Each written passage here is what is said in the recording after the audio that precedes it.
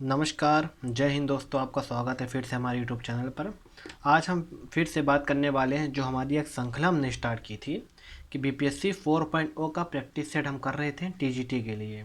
हालांकि हम ज्योग्राफी कर रहे हैं तो आपका 9-10 में तो काम आएगा ही आएगा, साथ साथ आपका 6 to 8 वाले में भी आपको काम आएगा। ठीक है, तो हमने जो 100 क्वेश्चन तक डिस्कस कर लिया था, आगे हम बात करने वाले हैं आपका 101 क्वेश्चन से।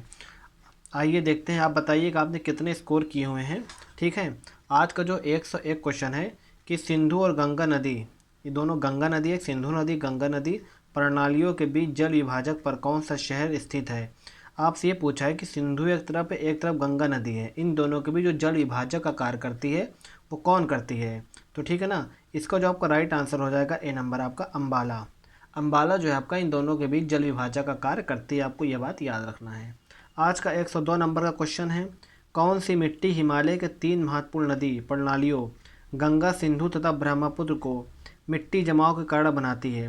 मतलब ये कौन सी मिट्टी है जो क्या नाम है 3 महत्वपूर्ण नदी प्रणाली, मतलब कौन कौन सी नदी से भैया, एक गंगा नदी, एक सिंधु नदी तथा ब्रह्मपुत्र नदी, इन तीनों से मिलकर जो मिट्टी बनती है, इनके जमाव से जो मिट्टी बनती है वो कौन सी मिट्टी है। इसका सही आंसर होगा भैया जलोढ़ मिट्टी, जो सबसे ज़्यादा उपजाऊ मिट्टी होती है, आपको ये पता है।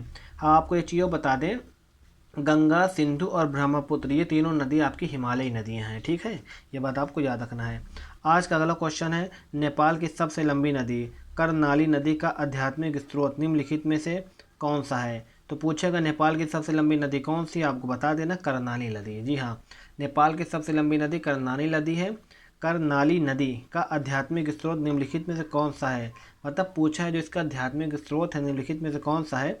इसका सही आंसर आपका ये हो जाएगा माचपा खम्बाब। ठीक है, आपका थोड़ा सा देख लेते हैं, जनगणना के हिसाब से क्वेश्चन आया हुआ है कि 2011 की जनगणना के अनुसार निम्नलिखित में से किस जिले में साक्षरता दर सबसे कम है। अब देखो जिला पूछ लिया है, कौन सा जिला भैया, बिहार का जिला। क्यों, क्योंकि आप बीपीएससी 4.0 का पेपर दे रहे हैं, आपको बिहार का ही जिला पूछेगा या तो आपका देश का पूछ लेगा।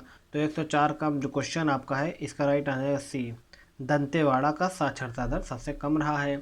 आइए 105 नंबर का क्वेश्चन पूछ लेते हैं, थोड़ा सा अच्छे लेवल का क्वेश्चन दिख रहा है कि संयुक्त राष्ट्र संघ, ठीक है ना, यूएन द्वारा निम्नलिखित में से किस अवधि को अंतर्राष्ट्रीय जल एवं स्वच्छता दशक घोषित किया गया। तो ये जो दशक दिए गए ना 4-5 ऑप्शन, इसमें से कौन से दशक को जल एवं स्वच्छता दशक घोषित किया गया है। मतलब इन 10 वर्षों में जल जो है सबसे ज़्यादा स्वच्छ था। तो इसका जो राइट आंसर हो जाएगा 1981 से लेकर 1990 तक।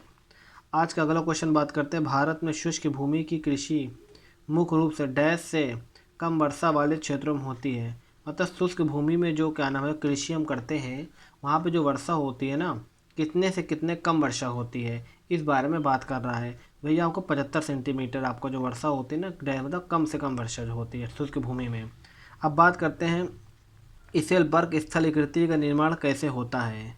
एक इसेलबर्ग स्थलाकृति है, ठीक है ना, एक प्रकार की स्थलाकृति है जिसका नाम क्या है, इंसेलबर्ग है। इसका निर्माण कैसे होता है आपसे ये पूछा है। ठीक है, तो पवन के अर्धनात्मक क्रिया से, तो पवन के अर्धनात्मक क्रिया से इसका निर्माण होता है।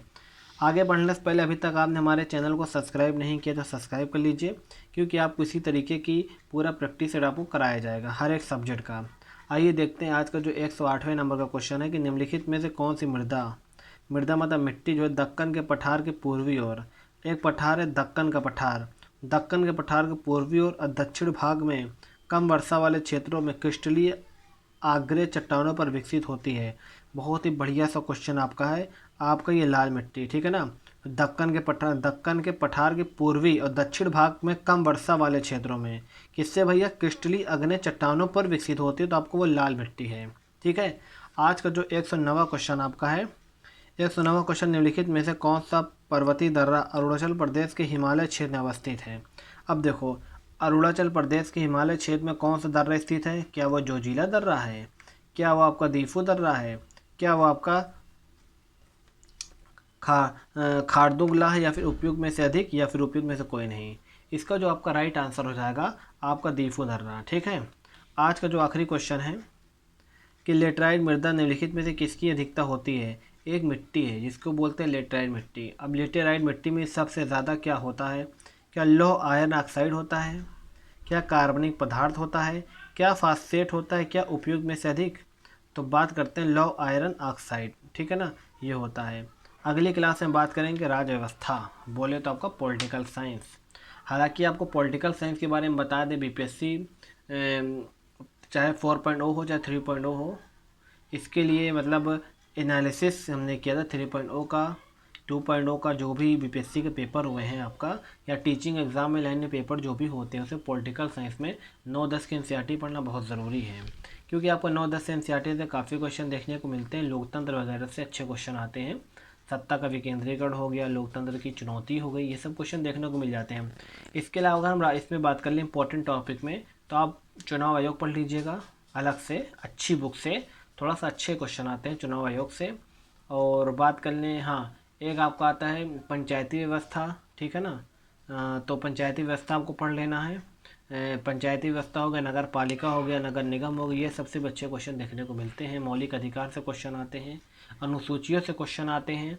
तो कुछ ये इंपॉर्टेंट टॉपिक हमने बताई है, आपको पढ़ लेना है। और इसी तरीके के वीडियो के लिए हमारे चैनल को लाइक और सब्सक्राइब करें। धन्यवाद। जय हिंद।